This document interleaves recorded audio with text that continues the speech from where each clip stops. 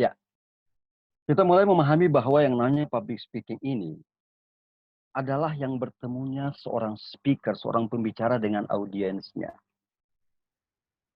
Seorang pembicara menyampaikan message, ya, dia menyampaikan pesan kepada audiens. Nah, audiens menangkap message itu, pesan itu. Kemudian audiens bukan hanya diam, tapi dia memberikan feedback, memberikan sebuah tanggapan, baik itu melalui raut wajahnya kah, tatapan matanya kah, atau mungkin gerakan tubuhnya kah. Itu terjadi. Dan kita juga bisa memilih media yang kita inginkan. Seperti saat ini kita berada di media yang bernama digital. Ya, namun ada juga media tradisional. Yang mungkin kita berada dalam satu ruangan dan saling bertemu bertatap muka. Namun yang terpenting adalah seorang speaker harus memahami di mana dia berada. Environmentalnya. Ya, kemudian dia memahami apa yang menjadi gangguan yang bisa terjadi sekali-kali. Namun, seorang speaker harus tetap fokus menjalankan sebagai seorang speaker. Yaitu apa? Menyampaikan message-nya. Menyampaikan pesannya. Sehingga audiens bisa menangkap pesan itu dengan jelas sekali. Ya, itu yang diharapkan. Dan ini sangat tidak bergantung dengan siapa Anda sebenarnya. Anda dengan latar belakang apapun, dengan kemampuan seperti apapun, mungkin laki-laki atau perempuan, orang yang berstatus sarjana ataupun tidak sarjana, atau mungkin Anda memiliki suatu kelainan fisik atau apa, bukan seperti itu.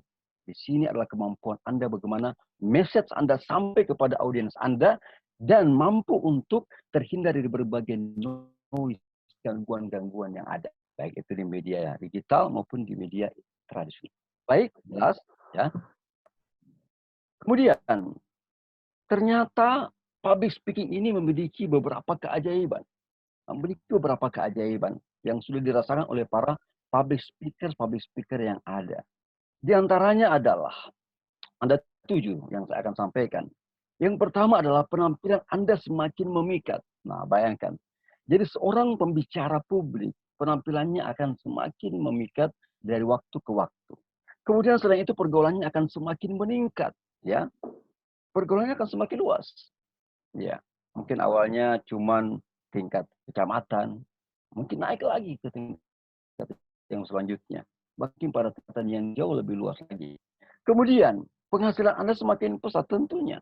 Seorang yang punya kemampuan public speaking, maka penghasilannya akan meningkat lebih jauh. Ya, apalagi dalam dunia selling dong, tentunya. Kemudian, popularitas Anda semakin mencuat, pastinya. Ketika Anda memiliki kemampuan public speaking, tampil di hadapan banyak orang, maka popularitas Anda juga akan mencuat. Ya. Kemudian pekerjaan Anda semakin hebat. Apapun pekerjaan Anda, apalagi kalau Anda seorang sales, selling, marketing, businessman, ya, pastinya akan membantu pekerjaan yang Anda miliki. Kemudian pengaruh Anda, ya, pengaruh Anda, ya, pengaruh Anda semakin berlipat, ya. Jadi kemampuan Anda untuk mempengaruhi masyarakat, mempengaruhi publik, mempengaruhi orang lain, itu tergantung kemampuan public speaking Anda. Jika kemampuan public speaking Anda bagus, maka Anda mampu memberikan pengaruh yang lebih besar. Kemudian yang terakhir adalah pengetahuan Anda semakin besar. Kenapa? Karena seorang public speaker akan terus belajar, akan terus menimba ilmu, akan terus mencari informasi, mencari inspirasi, dan berbagi kepada banyak orang. Mudah-mudahan Anda pada hari ini akan bisa mendapatkan 7 keajaiban public speaking ini setelah pertemuan kita. Oke, kita lanjutkan. Ya. Kemudian, saya harus mengatakan bahwa public speaking is easy. Public speaking itu mudah sebenarnya. Tidak seperti orang di luar sana yang mungkin sebagian mengatakan sulit, tidak mudah, tidak gampang, berat. Padahal sungguhnya sudah banyak orang yang bisa mengalami dan merasakan bahwa public speaking itu mudah. Termasuk gambar yang Anda lihat sekarang ini, yaitu hipotentusa. Ya, mungkin yang ada beberapa yang pernah ketemu, atau mungkin pernah minta tanda tangannya, atau mungkin beli bukunya. Baik, itu teman saya juga. Ya, oke. Kemudian confidence. Jadi di awal Anda memahami public speaking, yang pertama yang harus dimiliki adalah yang namanya kepercayaan diri. 50% dari public speaking itu sebenarnya adalah confidence. Ya, bagaimana Anda memiliki kepercayaan diri untuk tampil di hadapan orang, berapapun banyaknya dan siapapun mereka. Ya, itu bobotnya 50%. Kemudian yang kedua adalah concentration. Bagaimana Anda bisa konsentrasi kepada audiens Anda, berkonsentrasi dengan bahan materi yang Anda miliki. Ya, jangan sampai Anda tampil, kemudian konsentrasi Anda kemana-mana. Jadi buyar. Nah, itu tidak bisa ya. Karena konsentrasi ini memiliki bobot kurang lebih 30%. Kemudian yang ketiga, yang tidak kalah pentingnya adalah connection. Bagaimana Anda bisa terhubung dengan audiens Anda? Ya, terhubung dengan audiens Anda. Karena kalau tidak terhubung percuma saja, Pak. Ya, saudara bicara ngomong di depan, kemudian yang di bawah, yang di depan Anda ngomong juga dengan temannya. Berarti tidak connect dong. Ya, nggak bisa. Kita dengan audiens kita harus terjadi connection, terjadi keterhubungan. Ya, dan itu bobotnya adalah 20% melengkapi semuanya. Jadi kurang lebih 100% lah. Ya, jadi 3C ini harus Anda miliki untuk awalnya ya. Kemudian, marilah kita coba untuk sama-sama menyebutkan ya suatu afirmasi positif, ya afirmasi positif yang bisa mengangkat kemampuan kita dalam public speaking. Yang pertama adalah I can public speaking. Ya kita sama-sama I can public speaking. Saya bisa berbicara di depan umum. Ya. Kemudian I want public speaking. Ya, aku ingin berbicara di depan umum. I want public speaking. Kemudian I like public speaking. Saya suka public speaking. Ya gitu. Dan pada kesimpulannya kita bisa mengatakan public speaking is fun. Gitu. Berbicara di depan umum itu adalah sesuatu yang sangat menyenangkan. Sesuatu yang menyenangkan. Walaupun tidak semuanya seperti itu lagi. Tapi kita akan sampai ke sana ketika kita mengulangi ini dalam diri kita. Ya, kenapa? Karena dalam tubuh seorang yang dewasa itu memiliki sel-sel yang terpengaruh oleh afirmasi yang Anda lakukan. Apa itu? Sel-sel kita terpengaruh oleh afirmasi kita. Yang jumlahnya kurang lebih, mungkin ada yang tahu di sini, atau mungkin ada yang belum tahu, lebih banyak mungkin yang belum tahu. Karena saya sering bertanya di seminar yang saya adakan, di training-training saya adakan, tapi tidak tahu rata-rata ya. Ya, kurang lebih ada 100 triliun pada sel tubuh manusia dewasa. Ya, dan itu melalui sebuah riset.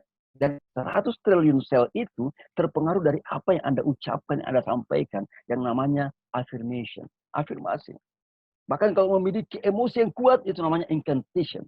Itu sesuatu mantra, sesuatu kata ajaib yang bisa mempengaruhi sel-sel diri Anda. Baik, itu adalah public speaking is fun. Kita harus pada kesimpulan itu ya. Bahwa public speaking itu adalah sesuatu yang menyenangkan buat kita. Kemudian kita akan masuk sedikit tentang selling. Nah, gini ya. Karena di sini adalah public speaking for selling. Nah, kita terhubungkan juga. Nah, selling itu sudah mulai berubah saat ini. Ya. Karena sekarang sudah new wave selling. Era baru selling gitu. Bagaimana menjadi commercialization. Menjadi komersial. Jadi kalau Anda sudah mampu menjual sesuatu, itu tidak cukup, harus melangkah kepada yang namanya commercialization. Gitu. Sesuatu yang bisa lebih daripada sekedar selling. Ya, saya ingin menjelaskan sedikit tentang perbedaannya ya. Bahwa kalau selling itu adalah sesuatu short term, jangka pendek, ya gitu. Anda dibeli, orang beli dari kita, ya, orang bayar, selesai. Ya, itu namanya short term, ya, jangka pendek. Tapi commercialization lebih daripada itu. Dia harus berjangka panjang, long term. Ya, berjangka panjang. Jadi orang beli dari kita, orang ambil dari kita, bayar ke kita, tapi dia akan beli lagi selanjutnya. Beli dan beli lagi dari kita. Nah, itu namanya commercialization, long term. Kemudian kalau selling, kita fokus kepada market share.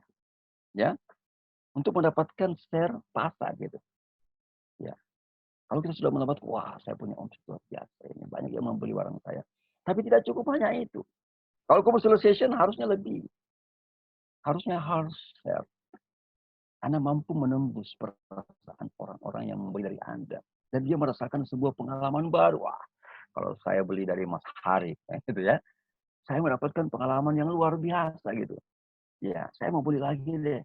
Bahkan kalau perlu saya sampaikan juga kepada teman-teman saya, keluarga saya, kepada orang lain yang mengenal saya. Nah ini luar biasa, ini namanya komersialisasi. Ya, itu sementara yang kita miliki. Kemudian product and price. Dalam selling, orang lebih fokus ke situ. Ya, apa produkmu dan berapa harganya. Ya kan gitu. Tapi dalam komersialisasi beda lagi. Dalam new web selling ini kita berbeda lagi, lebih jauh lagi. Bukannya sekedar harga dan bukan sekedar bagaimana barang Anda, tapi bagaimana membangun relationship, relasi, relasi dengan orang. Dan kemudian trust, kepercayaan Anda bangun dengan orang lain. Sehingga semakin kuatlah hubungan Anda. Ya, jadi inilah bedanya antara selling dengan commercialization. Kemudian di dalam itu saya menyampaikan bahwa sell, ya, Anda bukan menjual hanya rumah ya, sell a home, not a house. Gitu. Anda menjual suatu tempat yang nyaman untuk ditinggali, gitu, nyaman untuk ditempati, gitu. Bukan hanya sebuah rumah gedung yang ada berupa gedung yang ada atapnya, ada dindingnya, ada lantainya, ya. Bukan ada variasi bangunannya, bukan hanya itu, tapi orang ingin merasakan nyaman tinggal di tempat itu, gitu kan? Ya. Kemudian sell a sleep, not a bed, gitu. Anda menawarkan bukan hanya tempat tidur, menyampaikan suatu barang yang bisa tidur, tapi kenyamanan bertidur untuk beristirahat. Itu yang Anda sampaikan. Ya. Dan bisa banyak lagi. Tapi intinya adalah selling of value, not product.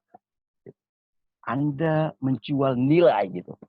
Anda menjual manfaat. Anda menjual sesuatu yang bernilai bagi orang lain. Bukan hanya menjual barangnya gitu. Nah kalau barangnya bisa saja. Tapi orang cari fungsi, makna, dan manfaat dari apa yang Anda bawa. Oke? Sekedar itu. Kemudian kita masuk bahwa sekarang telah terjadi perubahan yang luar biasa. Itu berpikirkan bahwa marketing itu sudah harus dipikirkan ulang. Rethinking marketing ya. Bahwa saat dulu mungkin ya di era ya 1 ya 2 3 itu beda-beda. Ada yang dari mechanical, kemudian melangkah kepada inovatif, kemudian elektronik. Sekarang sudah era robotik loh ya. Jadi sudah banyak pekerjaan itu akan diambil alih oleh robot. Nah, di mana fungsi manusia? Nah, gitu. Salah satu yang tidak bisa digantikan adalah public speaking loh ya.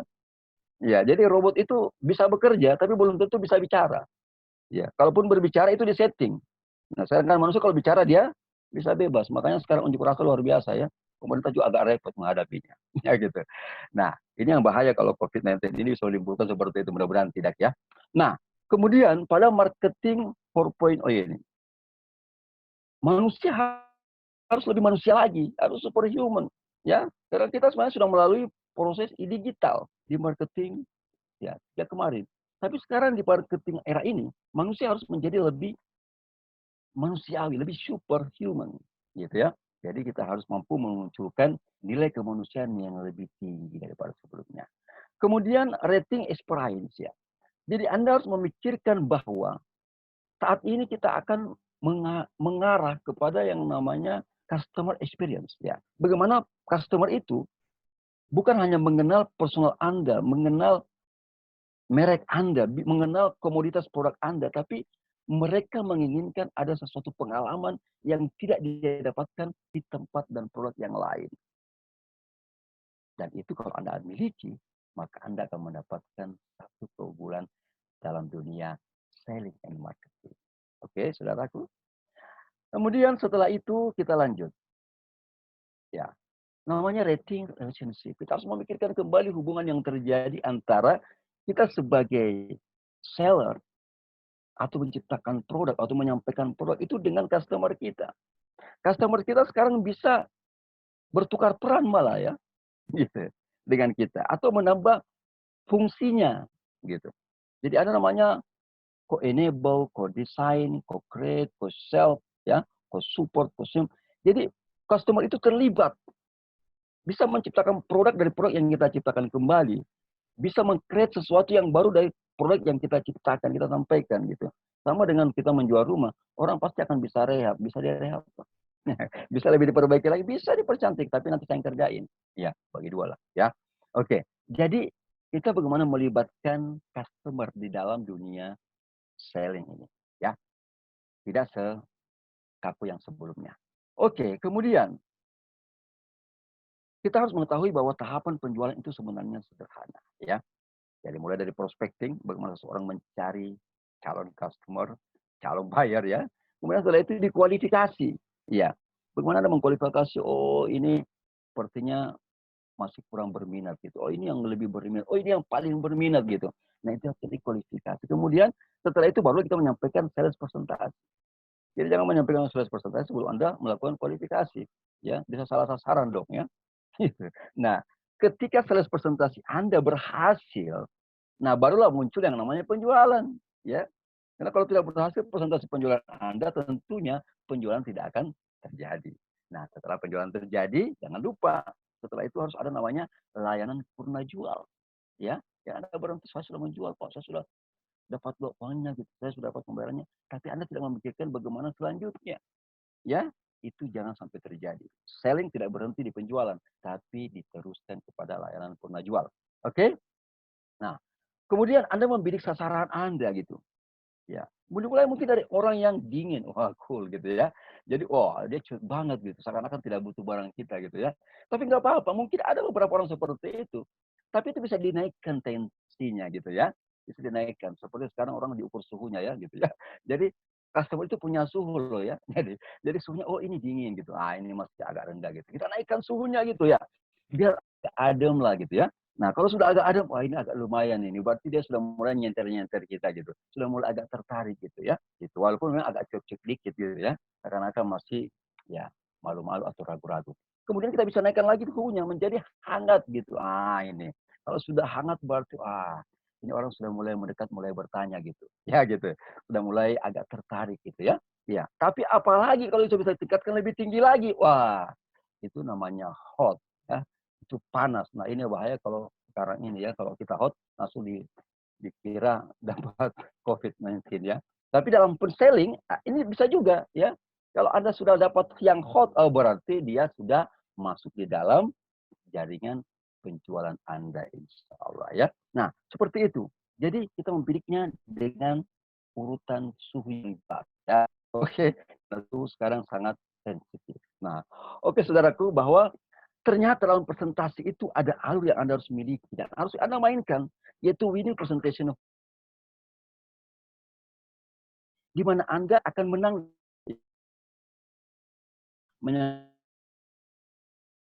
Yang pertama,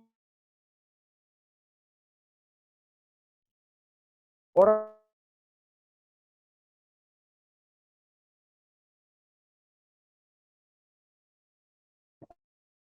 bagaimana keadaannya ya. Jangan langsung presentasi gitu. Wah, jangan. Harus mendapatkan bagian informasi tentang calon customer kita ya. Ketika jelas, berarti sudah ada modal dong kita.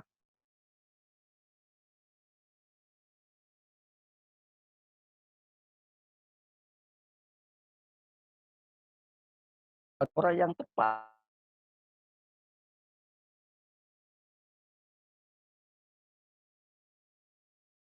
Misalnya seperti kita berikan. Jangan berikan yang dia tidak inginkan.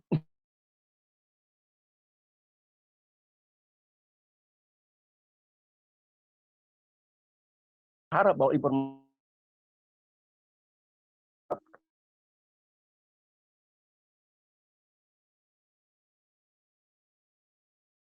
adalah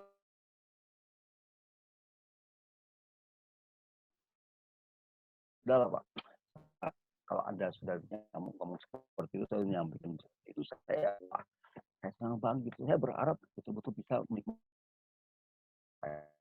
Nah ini sudah sell gitu ya. Anda sudah sold gitu. Anda sudah jual. Dan setelah itu juga Anda tetap jual. Yaitu namanya pernah jual dong. Ya, jadi komitmen yang terbangun bukan jangka pendek, bukan short term, tapi long term gitu. Oke, saudaraku. Ya, jadi kita harus memainkan flow ini, arus ini. Oke, jelas ya. Nah, ketika Anda mendapatkan komitmen, Anda jaga baik-baik. Itulah namanya trust. Ya, itu namanya relationship antara Anda. Baik, kemudian kita akan mulai masuk tentang mengenal bagaimana public speaking itu sendiri. Ya, bahwa public speaking itu dimulai dari bagaimana Anda memiliki mental. Ya kan? Jadi rahasia public speaking itu dimulai dari bagaimana mental Anda. Karena banyak orang yang mentalnya tidak jelas gitu ya. Di luar sana, wah mental Anda seperti apa? Saya mentalnya mental gitu. Jadi nggak berani tampil gitu ya.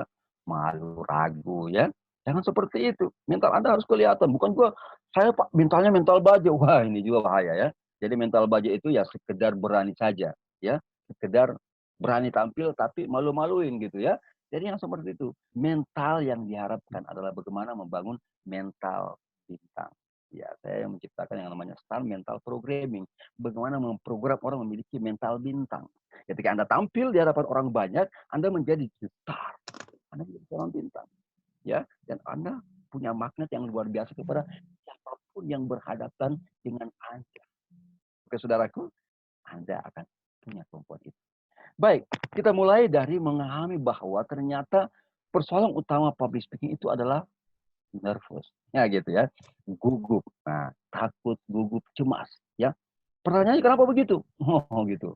Nah, kenapa? Karena pada saat itu ketika kita tampil di hadapan orang banyak itu tuh merasa disorot gitu, gitu ya. Jadi sorotan itu lari semuanya ke kita gitu. Kita bertumbuh, kita mengecil, orang membesar, akan bahaya seperti itu.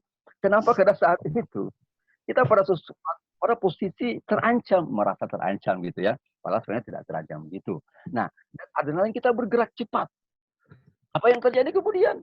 Kendali otak kita melemah. Oh gitu. Otak kita agak mengecil ya kan. Kemudian tubuh kita menjadi kaku. Kemudian gemetar. Nah, kemudian ya, bahkan sebagian ada yang mual. Nah, gitu ya. Jadi kondisi-kondisi reaksi kimia itu terjadi kenapa? Karena kita punya persepsi yang salah gitu. Ya, padahal sebenarnya kesempatan kita untuk ambil kesempatan itu untuk bisa tampil di hadapan orang banyak, ya, sehingga adrenalin kita bisa bergerak lebih lambat. Oke, yang terganti dengan yang namanya hormon endorfin, ya, hormon yang menyenangkan buat kita, yang buat kita happy. Makanya tadi saya katakan public speaking is fun, gitu ya. Tapi ini melalui proses ya. Oke, Anda harus dulu mengalahkan atau menaklukkan yang namanya nervous ini. Nah, kemudian ingat, nervous itu biasa, well, gitu ya. Kok biasa, Pascal? Ya jelas biasa aja. Ya, saya lebih 20 tahun di public speaking, yang melihat bahwa ternyata yang profesional aja memiliki nervous itu. Tapi bedanya, ya, nervous sebagai seorang profesional yang sudah sering tampil, itu adalah pengingat. Ya. Jadi mengingatkan Anda untuk selalu ready, untuk siap. Nah, tapi kalau yang tidak profesional atau pemula, itu pengganggu. Gitu ya. Jadi terganggu karena munculnya nervous, sehingga kepalanya kaku, mukanya kaku, mulutnya kaku, semuanya terbakar, bahkan keluar keringat dinginnya. Ya, tapi ini adalah hal yang wajar. Nah, bagaimana kita menaklukkan dan mengendalikan itu yang kita lakukan, bukan menghilangkannya. Ya, jadi nervous itu tidak bisa dihilangkan, kontrol, bisa dikendalikan. Ya, sehingga itu menjadi pengingat buat Anda untuk ready, untuk siap, untuk tampil, memberikan yang terbaik buat audiens Anda. Oke, kemudian Anda harus bisa mengalahkan rasa takut Anda. Ya memang, karena kalau Anda tidak mampu untuk mengalahkan rasa takut Anda tidak akan mungkin tampil. Ya kan? Dan Anda harus pahami bahwa all the great speaker were but speaker at first time. Gitu. Sesungguhnya setiap pembicara yang hebat di dunia ini, ternyata semuanya berawal adalah pembicara yang buruk, yang jelek, ya, yang salah dulu.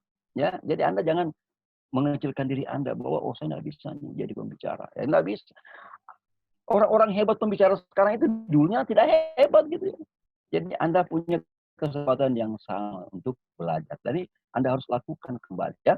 Jadi kalau Anda takut gagal, ya Anda harus berlatih. Oke? Okay? Jadi repetition is mother of skill. Mengulang-ulang itu adalah ibu daripada setiap keterampilan. Jadi kalau Anda mengulang-ulang keterampilan Anda miliki termasuk public speaking, nantinya Anda akan sukses dalam public speaking. Kemudian, saya takut kelihatan bodoh, Pak. Wah, gitu ya. Kalau saya tampil itu jangan sampai orang ketawain saya. Wah, bisa saja seperti itu. Tapi, kalau Anda mungkin berpikir seperti itu, Anda harus punya persiapan dong. Ya, dan Anda harus berani untuk tampil. Kalau kesempatan yang diberikan, saya mau coba. Akhirnya Anda bisa dan tidak kelihatan blow on lagi. ya kan? Tidak kelihatan bodoh lagi, oke? Kemudian saya Pak kalau itu saya sudah hafal sebenarnya apa yang saya mau sampaikan. Tapi kalau ketika saya tampil itu, wah saya lupa lagi konsepnya Pak, gitu. Jadi bagi pemula nggak apa-apa, siapkan dulu catatannya nggak apa-apa ya. Tapi kalau Anda semakin sering, semakin terlatih, semakin mahir, maka Anda tidak butuh lagi yang namanya konsep. Anda tidak butuh lagi nyatet, Anda butuh catatan. Tapi itu melalui proses, ya. Oke, saudaraku. Nah, kemudian setelah itu, Anda harus memahami bahwa ternyata yang di hadapan kita, seperti yang saat ini terjadi, ya gitu ya, di webinar saat ini, itu berhadapan dengan berbagai macam tipe audiens, ya. Yang pertama ada yang sip, wah ini formal, formal. Nah, gitu ya. Ini bagus ini wah ini mungkin fans kita ya gitu. Nah, kemudian ada juga yang hot shot wah gitu. Ini percaya dirinya banget gitu ya.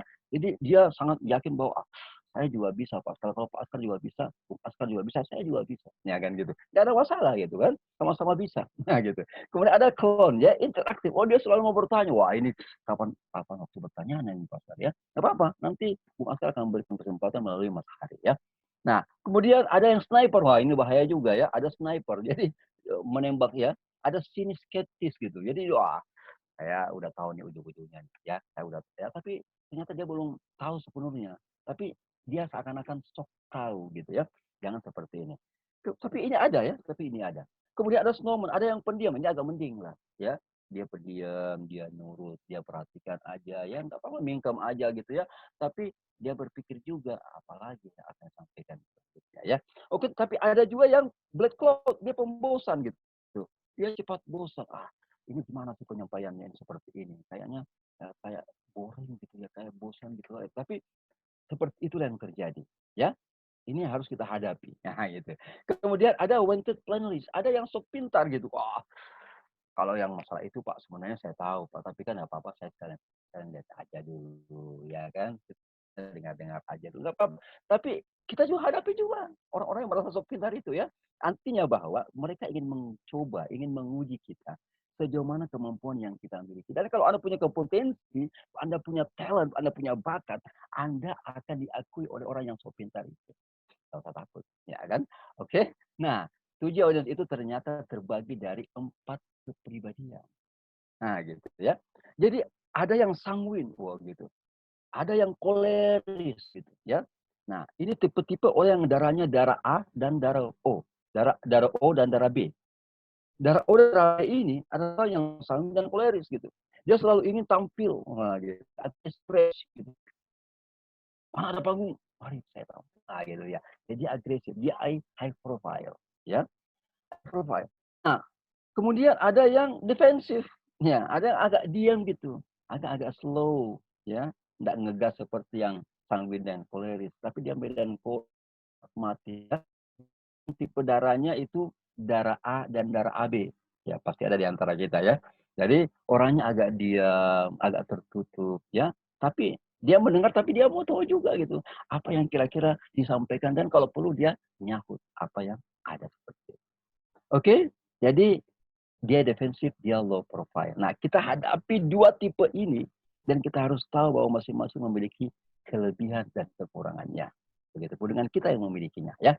Oke, dan saya ingin mengatakan bahwa Anda ingin memiliki sebuah kemampuan atau mental yang saya katakan tadi bukan hanya mental baja, tapi harus mental bintang. Ya, ada beberapa latihan yang harus Anda miliki. Di antaranya ada yang namanya meditasi. Anda harus bermeditasi, harus menenangkan emosi yang Anda miliki. Anda harus masuk pada suatu gelombang yang tepat, gitu. Ya, yang mungkin pernah disampaikan oleh pemateri sebelumnya bahwa manusia memiliki 4 gelombang pikiran. Ya, ada gelombang beta, ada gelombang alfa, ada gelombang theta, ada gelombang delta. Dan seorang pembicara, seorang public speaker itu harus memiliki yang namanya gelombang alfa. Sebenarnya alfa media alfa mart. Kenapa? Karena kalau Anda masuk alfa media alfa mart itu nyaman kan? Nah, seperti itu juga.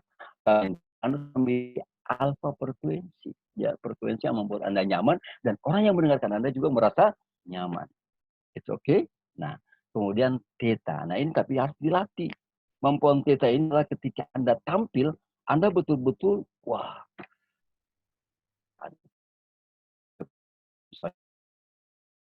baik tunggu ya, ya.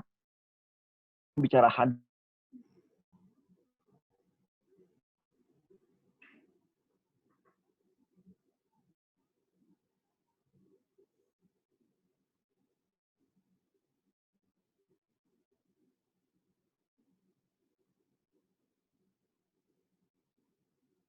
Tes. Halo coach, tidak kedengaran coach suaranya.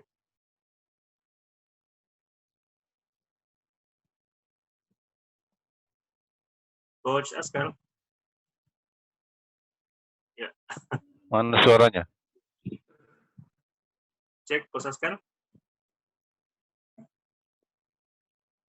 Halo, coach Askar. Putus mungkin. Tidak kedengaran suaranya, Ustaz. Iya. Kita tunggu ya, mungkin terputus koneksinya beliau. Coba kita tim bisa dicek mungkin. Terputus mungkin.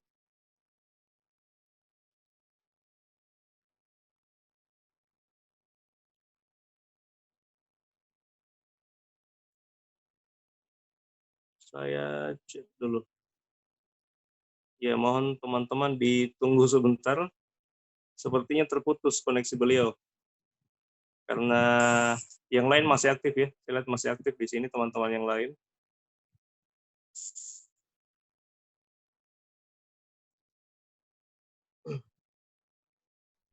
Ya, kita harus sadari bahwa kesabaran ya. Iya, suaranya agak kecil coach ini. Ya, agak kecil ya. Iya, agak kecil. Agak terputus juga tadi. Oke. Gimana? Sudah jelas? Halo? Ya, oke. Bisa dilanjut coach. Silakan coach ya. Baik.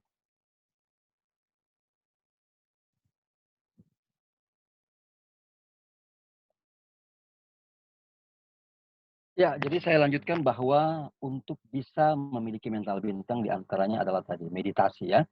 Setelah meditasi kita melakukan afirmasi. Nah, selain afirmasi ada juga yang namanya visualisasi. Jadi kita bisa membayangkan seperti apa pada saat kita tampil. Nah, itu harus kita persiapkan jauh sebelumnya ya. Orang yang ingin tampil bagus, ingin tampil hebat harus mampu membayangkan sebelumnya ya. Nah, kemudian ada yang juga yang namanya relaksasi. Jadi Anda harus merelaksasikan diri Anda. Karena pada diri Anda ada mungkin terjadi ketegangan pada sel-sel Anda, pada otot Anda. Itu harus Anda rilekskan dulu. Kemudian yang terpenting adalah yang namanya motivasi. Anda harus bisa memberikan motivasi yang kuat kepada diri Anda. Ya, karena dengan itu Anda akan memiliki mental yang tidak seperti biasanya. Tapi mental yang bermental, namanya mental bintang, star mental. Ya, oke, itu adalah cara yang bisa kita lakukan untuk membantu kita yang bintang. Kemudian selanjutnya, pertanyaannya adalah bagaimana materi Anda, ya? Bagaimana materi Anda? Nah, materi yang Anda miliki itu Anda harus siapkan sebaik mungkin, ya. Bukan dari banyaknya, bukan, tapi dari kualitasnya. Nah, sehingga saya katakan untuk membangun materi yang bagus, kita mengejar yang namanya golden concept, yaitu konsep yang bernilai emas. Gitu. Coba bandingkan emas dengan batu karang. Gitu. Batu karang mungkin banyak sekali, ya. Kalau mungkin dinaikkan dalam satu truk, gitu. Tapi dibandingkan dengan emas, hanya 1 gram lebih mahal daripada batu karang yang di atas truk tersebut. Ya, seperti itulah materi yang harus kita miliki. Sehingga kita harus mampu menentukan materi yang menarik buat kita. Jadi ada 10 teknik pengembangan materi yang kita bisa lakukan. Di antaranya adalah memilih materi apa yang menarik, yang update gitu, yang real dalam kehidupan kita. Nah, ini menarik sekali, ya. Kita pengalaman orang lain, ya. Nah, ini kita harus tentukan. Kemudian kita harus fokus kepada topiknya, gitu. Kalau hari ini kita topiknya kepada public speaking for selling, gitu.